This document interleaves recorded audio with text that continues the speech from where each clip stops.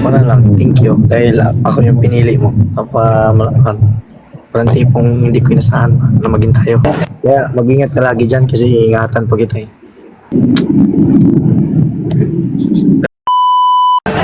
Parang binali mo yung disposisyon sa buhay na 30 years old and above.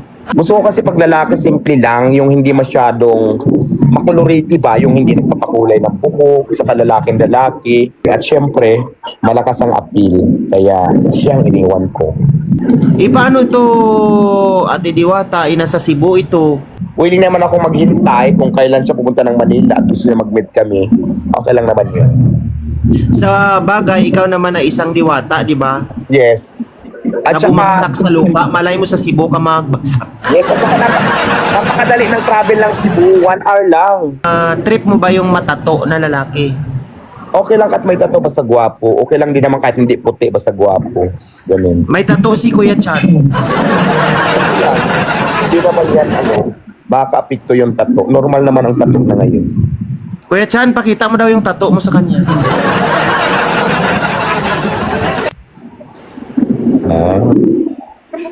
Okay lang may mga ganyang tato-tato. Okay lang. Gusto mo dagdagan mo pa yan. Ako na magtato sa'yo. Walang problema.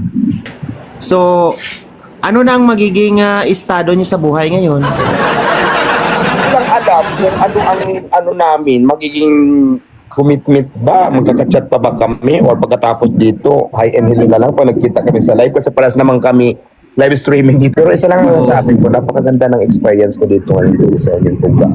Sa Wow! banga ni Kuya. So,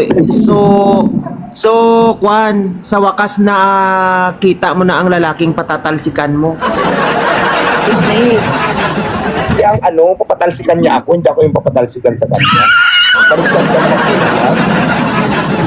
Kaya nga ako nandito kasi gusto ko matalsikan, hindi yung ako yung magpapatalsik. No, baliktad ka na. Akala ko, ay malay mo, kasi meron ka rin na mga ipapatalsik, magtalsikan na lang kayo. Pwede rin, no? Sabay magtalsikan na lang, ganon.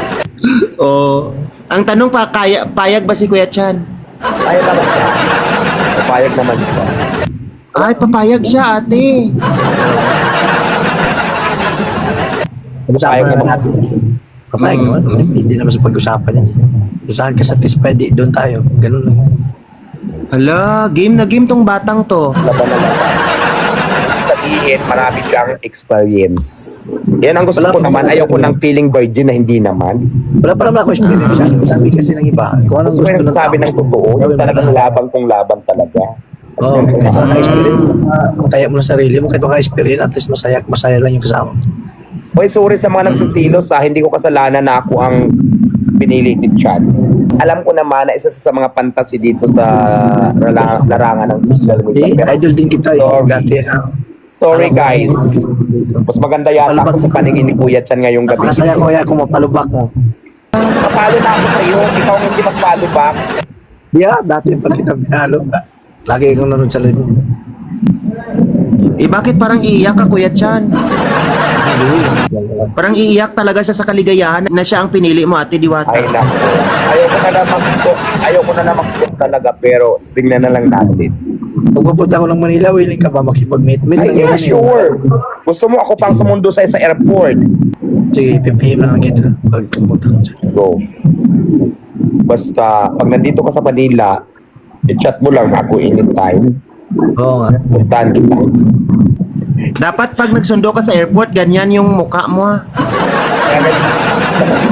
Pagka naman pagkamanatan yung kaluka doon ng mga guard, di tayo papasukin. Okay, so, huling words para kay Kwan, kay Kuya Chan. Hey Chan, will you marry me? Yes. Yes. Ano daw? Sabi ko, yes eh. Ano ba mong patagalin? Hala. Huwag kang tumawa. Sa kapag nagsalita ako, dapat sagutin mo agad ng kung ano man yung sasagutin mo. Hi Chan, will you marry me? Yes, I do. Yes, I do. Yes. Sana all na lang, di ba? Wala akong magagawa. Mag-asawa na kami ni Chan. Yeah. Ayan.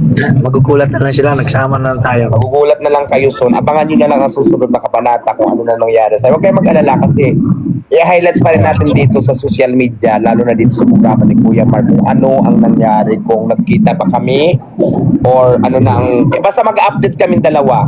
Ayaw na kitang tawagin Kuya, siya na lang, kasi pag Kuya parang, Pwede naman, baby. ano, hindi natugma sa, Pwede naman daw. Uy, pwede naman daw, baby. ay baby, Yeah. di ba baby? Masarap kasi sa program dahil tawagin kang baby, hindi lang mamaya tumawag siya na baby. Ayan, hello baby. Kumain ka na ba baby? Ganun ba gusto Ikaw mo? yung kainin ko eh. Ay, baby, nagutom ka na ba? Ano gusto mong ulam? Gutom na gutom ako eh. Gusto kitang kainin. Ah, diba? Panis, wala na kayong magagawa, ano? Kami talagang dalawa. Ako talagang napili niya.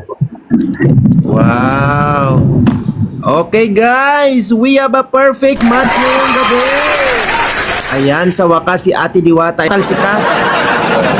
Sa wakas, matatalsi ka na rin ako dito sa programa mong Bakunawa. Kaya maraming salamat sa iyo, Kuya Mar.